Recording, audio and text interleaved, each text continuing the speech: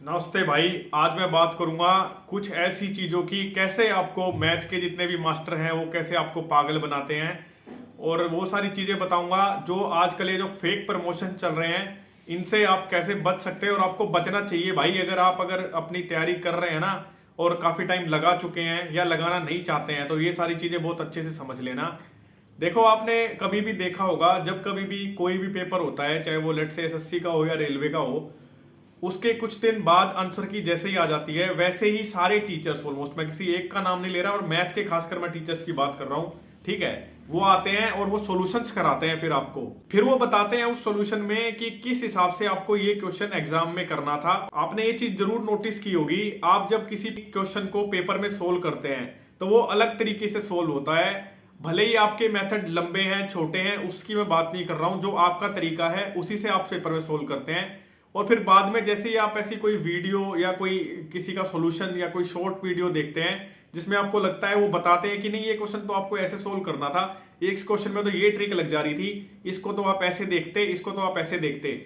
भाई मैं आपको सीधी सी बात बताता हूँ, ये मेरा खुद का पर्सनल एक्सपीरियंस है, हमने एग्जाम दिए निकाले हैं, हमें पता है पेपर में सारी चीजें कैसे काम करती हैं। पहली बात तो पेपर में आपके पास सिर्फ एक सेक्शन नहीं होता जिसपे आप पूरी रिसर्च करके जाएं, आपके पास वहां पे तीन तीन चार चार सब्जेक्ट्स होते हैं। एसएससी की आप बात करें, आपके पास रीजनिंग भी है, अंग्रेजी भी है, आपके पास जीके भी है, मैथ भी है। आप रेलवे की बात करें तो वहां पे इंग्लिश नहीं आती है, अदरवाइज तो बाकी सारे सब्जेक्ट सेम ही है। अभी मैं देखता हूं काफी टीचर्स इस हिसाब से उन सारी चीजों को मैनिपुलेट करके आपको दिखाते हैं कि आपको तो पेपर में इस हिसाब से इसको सोल्व करना था। भाई पेपर में ना हमेशा दिमाग अलग तरीके से चलता है बच्चे का, आप बिल्कुल ये चीज के लिए श्योर नहीं हो सकते हैं कि जो पेपर में, मैं कई बार तो ऐसा भी देखा गया है, जैसे अगर आपने किसी क्वेश्चन की लेट से ट्रिक भी बना ली यहाँ पे घर पे, और मैं ये नहीं कह रहा हूँ कि किसी टीचर ने बताई है, लेट से आपने अपनी खुद की भी कोई ट्रिक बना ली, अगर आपका उस पे बहुत तगड़ा कमांड नहीं है ना, आप सीधा पेपर में बैक टू बेसिक आ जाएंगे। भाई ये चीज मैं आपको बता रहा हूँ, पर्सनल एक्सपीरियंस है। ये बहुत सारे बच्चों ने, जो भी वीडियो देख रहे हैं, अगर किसी ने पेपर दिया है, कोई रिपीटर है या मॉक टेस्ट सोल्व करता है या जो भी, आप ये खुद चीज ये लगा के देख लेना खुद और फिर मेरे को बताना क्या ऐसा है या नहीं है। आप जब पेपर में सोल्व करते हैं, पेपर में आपका जहां हाथ रुक गया, जहां पे टाइम की बैरियर है, जैसे आप एसएससी का एग्जाम ले ले, 1 घंटा मिलता है आपको, आपने अगर किसी भी क्वेश्चन में, अगर आपने क्वेश्चन पढ़ा पहले, वहां ये नहीं होता है कि आपको देखा और टिक कर दिया। ये बहुत सारे टीचर कर रहे हैं अभी कि ये तो मैं ऐसे मार्क कर दूंगा, ये तो ऐसे मार्क हो जाएगा। भाई पेपर में ऐसा नहीं होता है, आप समझे इस बात को। अगर आपने किसी कंसेप्ट पे बहुत ज्यादा अगर टाइम नहीं दे रखा, वो आपसे पेपर में नहीं बनेगा। अभी क्या होता है ना, कोई भी सॉल्यूशन अगर कराता है आप सीधे इन्फ्लुएंस हो जाते हैं, और ये यही उनका काम होता है, यही टारगेट होता है। मेन क्वेश्चंस को सोल्व कराना नहीं है। देखो, जिस टीचर से आपने पढ़ा, मान लिया किसी एक्स टीचर से आपने पढ़ा, तो मेरे को पर्सनली ऐसा लगता है कि आपको सिर्फ एक्स टीचर के ही सॉल्यूशन देखने चाहिए। क्योंकि वैसे ही तो ना, देखो जैसे किसी टीचर ने आपको कोई क्वेश्चन कराए तो उसके सॉल्यूशन उसी हिसाब से होंगे, आपने सीखा भी उसी हिसाब से है और कॉन्सेप्ट को अप्लाई भी उसी हिसाब से किया है। अभी क्या हो रहा है ना, आपने पढ़ लिया किसी टीचर से, फिर आप सॉल्यूशन किसी दूसरे टीचर्स के देख रहे हैं, फिर आपको लगता है यार मैं तो ये कोर्स करके बैठ गया और अब ये जो सॉल्यूशन करा रहे हैं ये तो बड़े अच्छे सॉल्यूशन है, पेपर में तो मेरी तो सीधी हेल्प हो जाएगी, मेरा तो बहुत टाइम बचेगा।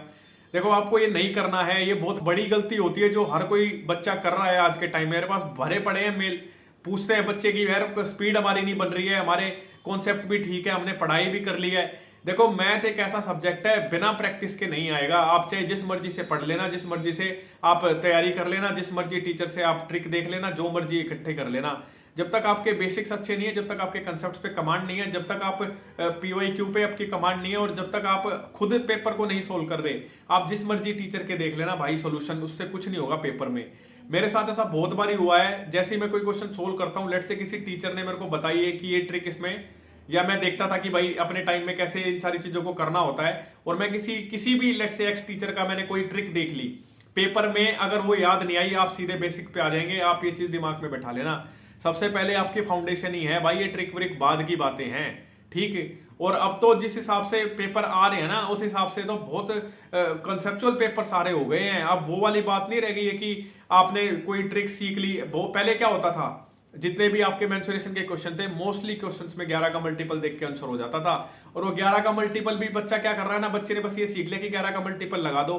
अगर भाई नीचे कुछ नहीं कट रहा है उससे, तो वो 11 अगर कट गया तो अब 11 को कैसे, 11 का ऑप्शन कैसे आप देख के मार्क करेंगे? मैं देखता हूँ बहुत सारे बच्चे, और वो करता है एग्जामिनर ऐसा ही कि आपको ऑप्शन देगा और 11 का वो मल्टीपल बेशक से होगा, लेकिन 11 कट ही जाएगा तो 11 आएगा कहां से आंसर में भाई? ये बहुत हो रहा है आजकल की।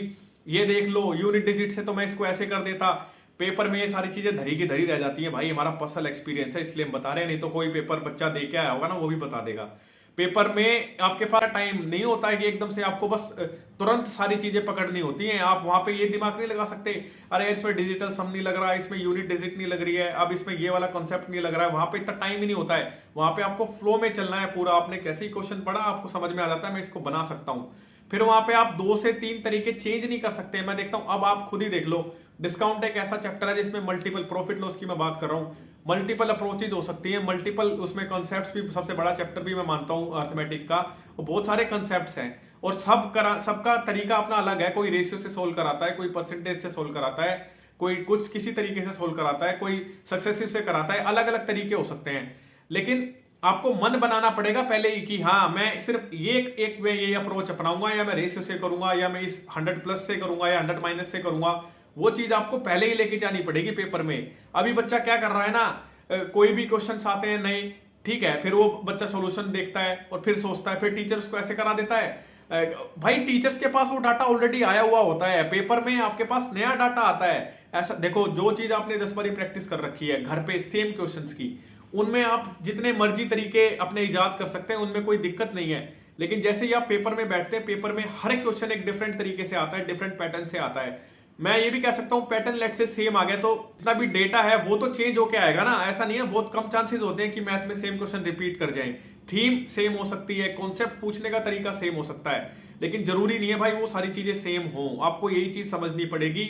और ये मान लो भाई, मेरी सलाह ये, इन्फ्लुएंस ना हो इन चीजों से। बहुत सारे बच्चे मैं देखता हूं, बच्चे कहते हैं कि सर उनने तो ऐसे कर दिया, हमसे तो पेपर में बना नहीं।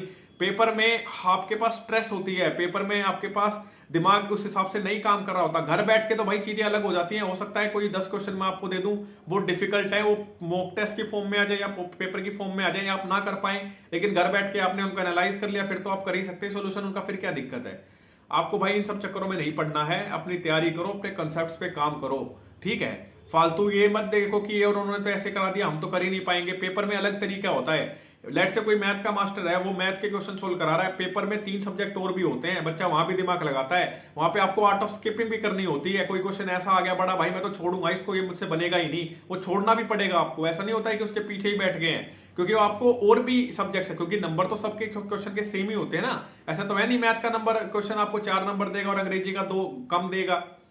तो पढ़ते रहे भाई। ये एक वीडियो थी, काफी बच्चों ने मुझसे पूछा था कि इससे रिलेटेड क्या करें हम, तो अपने कॉन्सेप्ट्स पे काम करें और किसी के फालतू में ये ना इन्फ्लुएंस ना हो जाए कि इन्होंने तो ऐसे कर दिया, हमसे तो बनता नहीं है। प्रैक्टिस अब करें जितनी मैथ की हो सकती है, लेकिन अपने बेसिक्स को ना भूलें, क्योंकि याद रखना ट्रिक व्रिक फेल हो सकती है, बेसिक्स आपके काम आता रहेगा हमेशा, ठीक है।